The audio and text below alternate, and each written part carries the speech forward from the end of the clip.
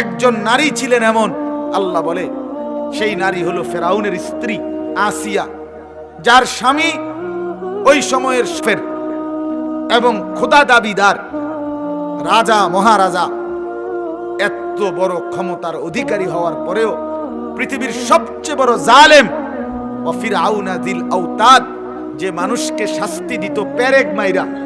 সারা শরীরে পেরেক মাইরা মানুষকে মারত, এত নির্মম ছিল সেই ফেরাউনের ঘরে হযরতে আসিয়া প্রমাণ করছে দুনিয়াবাসী